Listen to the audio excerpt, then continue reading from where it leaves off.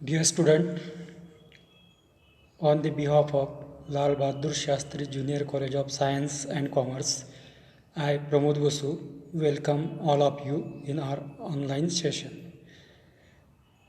Today, we will see the first chapter from our textbook, that is Being Neighborly. It is written by Louisa May Alcott. Let us see the brief introduction of the author.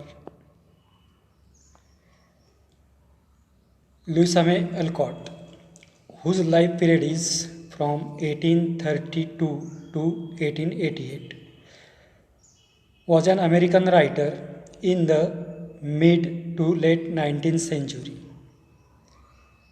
Is considered as one of the earliest feminist writers. Feminist means a person who supports the idea that women should have the same rights and opportunity as men, है ना। तो ऐसा कोई भी व्यक्ति जो इस idea को सपोर्ट करता है कि जो वुमेन है, जो स्त्री है, उसको जो पुरुष है उसकी बराबरी के राइट्स अपॉर्चुनिटीज़ मिलनी चाहिए, ऐसे आइडिया को सपोर्ट करने वाली व्यक्ति means feminist.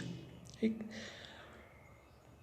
Out of the several books she wrote, her series beginning with Little Women has been hugely popular among the masses and critics alike for a century and a half. So masses means here people, critics a person, critic means a person whose job is to give his or her opinion about a piece of art, piece of writing. मतलब हम समीक्षक कह सकते हैं, समीक्षा करने वाले जो लोग होते हैं उन्हें कहा जाता है क्रिटिक्स। ठीक, okay. Louisa May Alcott, an American writer in the mid to the late 19th century, कि लुइसा मे अल्कॉट जो एक अमेरिकन राइटर थी जो 19th सेंचुरी के मध्य में जो थी, is considered to be one of the earliest feminist writer, एक अर्लीस्ट फेमिनिस्ट राइटर उन्हें समझा जाता है। Out of the several books he wrote, जो भी बुक्स उन्होंने लिखे, बहुत सारे सेवरल बुक्स उन्होंने लिखे, उनमें से हर series beginning with little women has been hugely popular among the masses and critics alike for a century and a half, for a century and a half. जो एक सदी, या हम जिसे सेंचुरी शतक कहते हैं, एक सदी और आधा शतक, आधी सेंचुरी तक उनका जो लिखन उन्होंने किया था, जिसमें लिटिल वुमेन यहाँ पे बताया गया है, जो एक सीरीज था, बहुत सारे अलग अलग स्टोरीज उसमें थी, तो वो क्रिटिक्स लोगों के बीच में और जो रीडर लोग हैं उनके बीच में बहुत ही पॉपुलर था। Her simple style and lively characters have left a mark and influenced generations of children and adults alike. तो उनकी जो स्टाइल थी लिखान की, जिस तरह से राइटिंग लुइसा में अल्कॉट करती थी, तो ये जो स्टाइल थी, तो इस स्टाइल से क्या हुआ था, इट वॉज सिंपल। उनकी स्टाइल कैसी थी, सिंपल थी। And lively characters have left a mark, और उनके कैरेक्टर भी बहुत लिवली लगते थे, ऐसे लगता था कि वो कैरेक्टर जो भी, अगर हम उनका बुक पढ़ रहे हैं तो ऐसा लगता था कि वो लिवली है, हमारे आंखों के सामने है।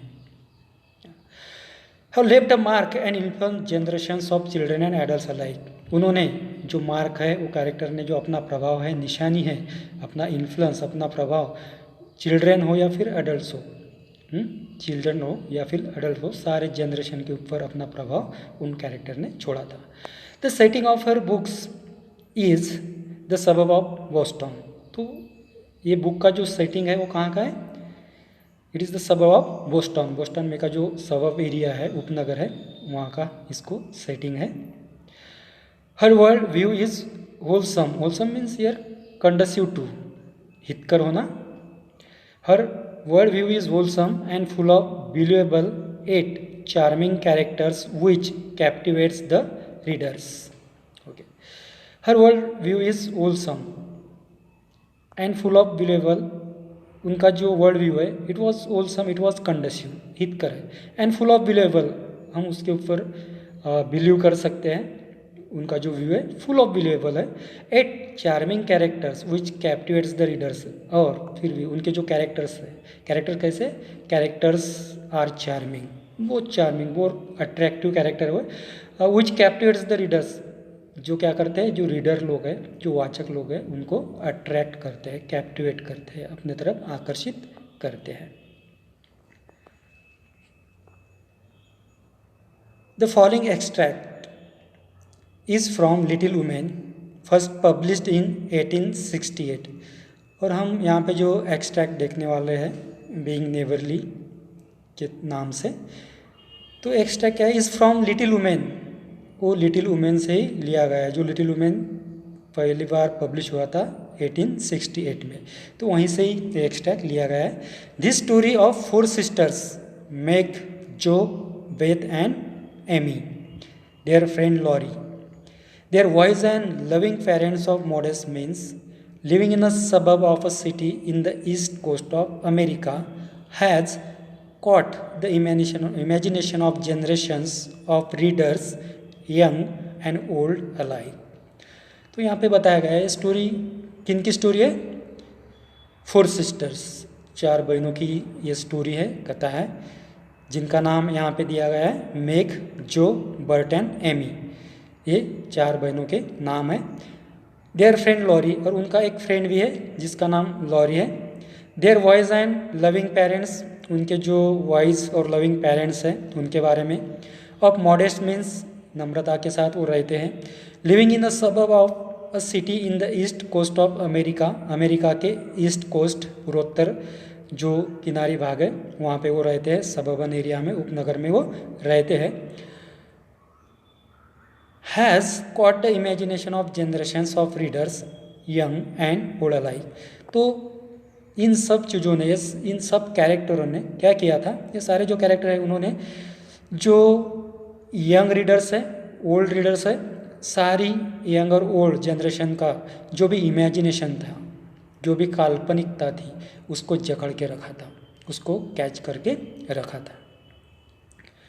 Each character is real and distinctive, हर एक कैरेक्टर इस स्टोरी में का कैसा है, it is real and distinctive, हमें वो रियल लगता है, और डिस्टिंक्टिव है, एक खास कैरेक्टर है, हर एक कैरेक्टर एक खास कैरेक्टर है, रियल कैरेक्टर है। We remain firmly with the sisters through all their struggles, conflicts, triumphs and joys। जैसे जैसे रीडर लोग या हम ये बुक पढ़ते हैं, वैसे वैसे जैसे जैसे इस बुक की प्रोग्रेस होती है, हम उन चारों सिस्टर के साथ उसमें होते हैं। फिर उनका स्ट्रगल हो, उनके स्ट्रगल में भी हम उनके साथ होते हैं, कॉन्फ्लिक्ट में भी, ट्रम्फ में भी, और जॉय में भी हम उनके साथ होते हैं। It serves as a guiding light to us in all the phases of our lives. तो ये क्या करता है, ये बुक हमें क्या करता है, it serves as a guiding light, एक गाइडिंग लाइट के तौर पे काम करता है, जैसे हम मार्गदर्शक प्रकाश कह सकते हैं, उस तरीके से ये हमारे लिए काम करता है। In all the phases of our lives, कि हमारे जो ये लाइफ है, हमारा जो जीवन है, उसमें एक गाइडिंग लाइट की तरह वो हमें काम करता है, या गाइडिंग लाइट का काम करता है।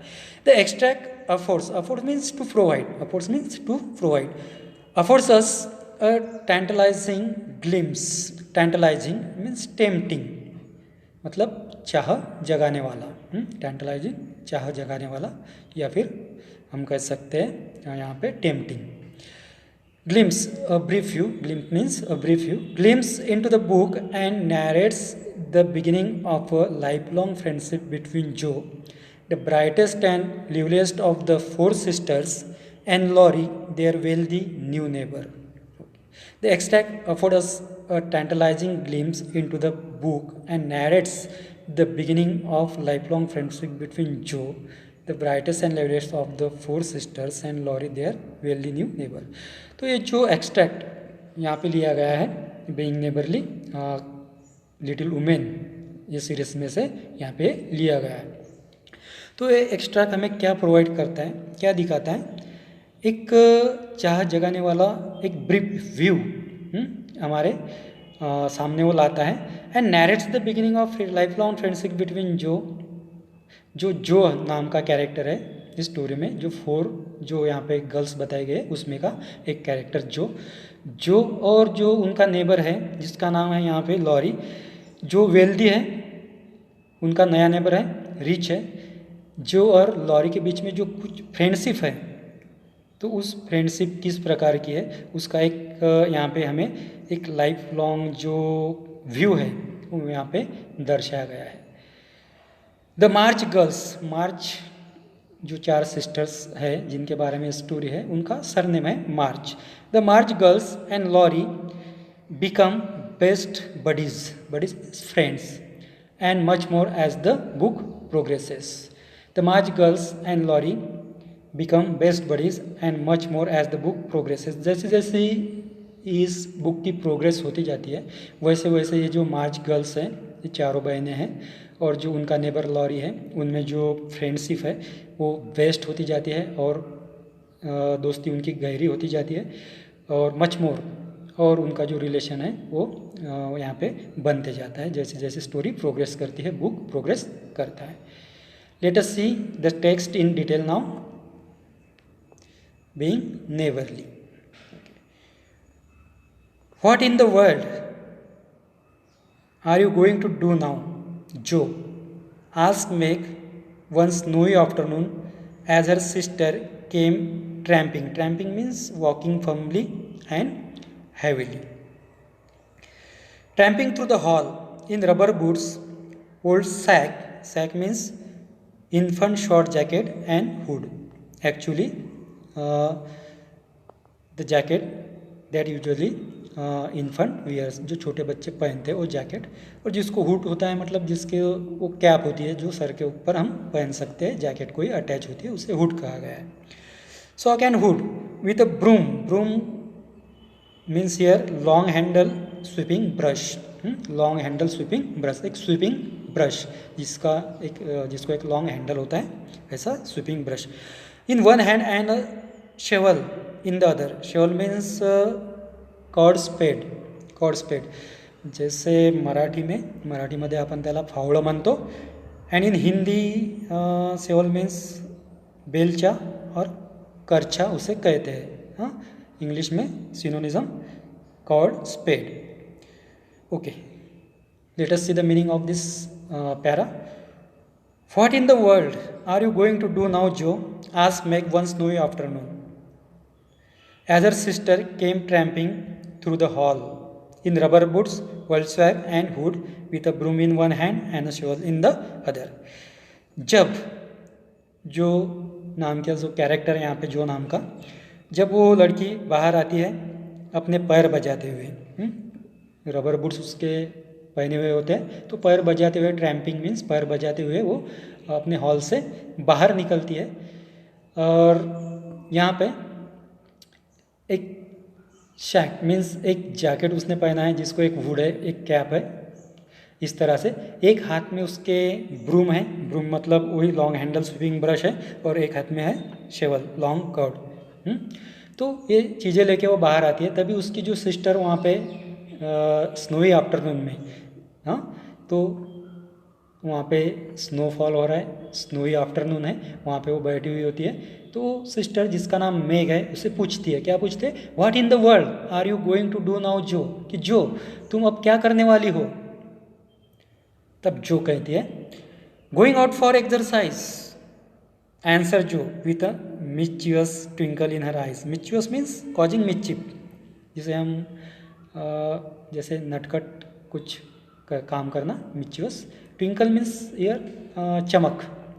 Going out for exercise, answer Jo with a mischievous twinkle in her eyes. तो अपने आंखों में एक नटखट सी चमक लेते हुए वो आंसर देती है गोइंग आउट फॉर एक्सरसाइज, मैं क्या कर रही हूँ, एक्सरसाइज के लिए मैं बाहर जा रही हूँ। I should think two long walks this morning would have been enough, it's cold and dull out and I advise you to stay warm and dry by the fire as I do, said Meg with a shiver. With a shiver? Shiver means kapkapana. Okay.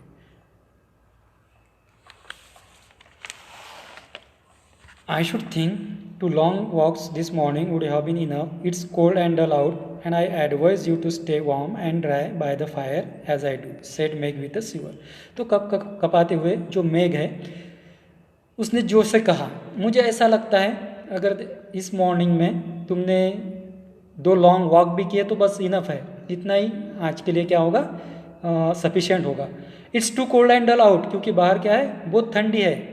And I advise you, मैं तुम्हें ऐसा advice देती हूँ क्या, to stay warm and dry by the fire as I do, जैसे मैं fire के पास बैठी हूँ उस तरह तुम भी फायर के पास आके बैठो और वार्म रहो, ड्राई रहो, ऐसा एडवाइस मैं तुम्हें देती हूँ, ऐसा कप कपाते हुए मेघ ने कहा. Never take advice, can't keep still all day, तभी जो क्या कहती है, नेवर टेक एडवाइस, मैं कभी एडवाइस नहीं लेती किसी का. Can't keep still all day, और मैं पूरा दिन चुपचाप भी नहीं बैठ सकती. And not being a pussy cat, I don't like to dust by the fire, और जो पुसी कैट होती है उसकी तरह मैं जो फायर है उसके बाजू में बैठ के, डस्ट मीन्स अ light fitful sleep, dust means अ लाइट फिटफुल स्लीप, तो फायर के बाजू में बैठ के पुसी कैट की तरह मैं क्या नहीं कर सकती, वहाँ पे बैठे बैठे सो भी नहीं सकती. तो I like adventures and I am going to find some, मुझे क्या पसंद है, एडवेंचर पसंद है, और ऐसा ही कुछ मैं एडवेंचर करने वाली हूँ, मैं ऐसा ही कोई एडवेंचर मेरे लिए तलाशने जा रही हूँ. Meg went back to toast her feet, toast means to heat, toast her feet and read Ivanhoe. Ivanhoe क्या है, Ivanhoe is a historical novel written by Walter Scott. Walter Scott ने लिखा हुआ एक हिस्टोरिकल नॉवेल है इवानुओ. तभी मेघ क्या करती है ये सुनने के बाद, she went back to toast her feet, वहाँ पे जाती है फायर प्लेस के पास और अपने जो फीट है वो सेकने लगती है. एंड रीड इवानुओ, जो इवानुओ वाल्टर स्कॉट ने लिखा हुआ एक हिस्टोरिकल नॉवेल है वो वहाँ पे बैठ के वो पढ़ती है. And Jo began to dig paths with great energy, और जो क्या करते हैं, हमने देखा है अपने हाथ में एक स्वीपिंग ब्रश उसने लाया था, एक शॉल उसने लाया था, तो उसके मदद से जो फार्स है वो ग्रेट एनर्जी के साथ वो फार्स वो उसका मतलब रास्ता जो है वो खोदने का काम वो करती है, उसको डिग करने का काम वो करती है. क्यों, क्योंकि हमने देखा है सीज़न क्या है, स्नोवी सीज़न है, वहाँ पे जो स्नो है वो गिरा हुआ है और उसकी वजह से वो रास्ता वो जो स्नो है उसको डिगिंग करके साफ करने के काम यहाँ पे करती है. The snow was light and with her broom she soon swept a path all round the garden. Her broom the snow was light and with her broom she soon swept a path all round the garden for Beth to walk in when the sun came out. The invalid dolls needed air. Okay. The snow was light. जो वहाँ पे बर्फ गिरी हुई थी it was light, ज़्यादा नहीं थी, कम थी. And with her broom she soon swept a path all round the garden. और उसने जो ब्रूम हाथ में लाया था, जो स्वीपिंग ब्रश उसने हाथ में लाया था, उसकी मदद से उसने जल्दी ही वो रास्ता क्या कर दिया, जल्दी साफ कर दिया. For Beth to walk in when the sun came out and the invalid dolls needed air. Invalid dolls means the dolls with broken limbs which Beth loves. वो डॉल्स जिसके पैर वगैरह जो है टूटे हुए ऐसी डॉल्स, और जिसको बेथ नाम की जो कि बहन है वो बहुत प्यार करती है. ठीक है. For Beth to walk in when the sun came out and the invalid dolls needed air, कि जो उसकी सिस्टर है बेथ नाम की, वो जब बाहर आएगी तो मतलब सूरज निकलते जैसे वो बाहर आएगी अपने डॉल्स के साथ, इनवैलिड है जो डॉल्स पैर जिसके टूटे हुए, ऐसे डॉल्स के डॉल के साथ जब वो बाहर आएगी तब उसको चलने के लिए, खेलने के लिए वो वहाँ का जो पाथ है साफ कर देती है. Now the garden separated the marches house from that of mister Lawrence. अब ये साफ सफाई होने के बाद क्या हो गया, जो ये मार्च थे, हमने देखा जो 4 सिस्टर है उनका सरनेम मार्च है, तो ये मार्च का जो हाउस है उस हाउस को लॉरेंस लोगों का जो हाउस है उस लॉरेंस के हाउस से सेपरेट कर दिया, अलग कर दिया। ये साफ सफाई ने मतलब वहाँ का जो बर्फ हट गया उसके वजह से वो दोनों एक में से क्या हो गए, सेपरेट हो गए, दोनों भी हाउस सेपरेट हो गए। बोथ स्टूड इन अ सबब ऑफ द सिटी, दोनों भी कहाँ थे, स्टूड इन अ सबब ऑफ द सिटी, सिटी के सबब में, उपनगर में थे। Which was still country like, अभी भी ये एरिया कैसे दिखता था, it was like, it was country like, it was village like, जैसे भी विलेज होता है जो खेड़ों का भाग होता है, ग्रामीण भाग होता है, उसकी तरह। With groves and lawns, groves a small group of trees especially of one particular type, उसे कहते हैं हम ग्रोज, जैसे उपवन, उपवन या मराठी में वनराई, ठीक है। And lawns, large gardens and quiet streets, तो कंट्री लाइक क्यों था, क्या क्या था वहाँ पे, ग्रोज थे, उपवन, लॉन्स, लॉन्स भी थे, लार्ज गार्डन्स भी थे, एंड क्वाइट स्ट्रीट, और जो रास्ते थे एकदम क्वाइट, जैसा एटमॉस्फेयर जो कंट्री साइड में होता है वैसा एटमॉस्फेयर वहाँ पे था, इसलिए वो सब कुछ कंट्री लाइक था। लो hedge parted the two states, low hedge, hedge means here row of bushes or trees, row of bushes or trees, जो bushes होते हैं छोटे छोटे या फिर trees होती है उनकी जो line है, row है, उसे कहा गया है hedge। Low hedge parted the two state, कि एक जो छोटा सा hedge था या फिर छोटा सा bushes का जो रो था, उन्होंने इस स्टेट को पार्टेड किया हुआ था, अलग अलग किया हुआ था। On one side was an old brown house, एक साइड पे क्या था, एक पुराना ब्राउन कलर का घर था। Looking rather bare and shabby, कैसे दिख रहा था, looking rather bare and shabby, bare and shabby means nearly worn out, देखने में ऐसा लगा था कि नियरली वॉर्न आउट, एकदम पुराना हो चुका है, ऐसा घर एक साइड में था। Robbed of the vines that in summer covered its wall and the flowers which then surrounded it, कि समर के टाइम में क्या हुआ था, ये घर को जो वेंस है जिसको हम वेली वगैरह कहते, उसने सराउंड करके रखा था, उस वेली के ऊपर फ्लावर्स भी थे, फूल भी थे, उससे ये सराउंडेड था समर के टाइम में। लेकिन अब वो क्या हुआ, रॉब्ड ऑफ मीन्स अब वो वहाँ पे नहीं है, या तो वो सूख गया है इस एटमॉस्फेयर के वजह से, बर्फीले एटमॉस्फेयर के वजह से, स्नोवी एटमॉस्फेयर की वजह से वो सूख गया है, अब वो वहाँ पे नहीं है, वो जो वाइन्स वहाँ पे थी, वेली वहाँ पे थी, वो वहाँ पे नहीं है। On the other side,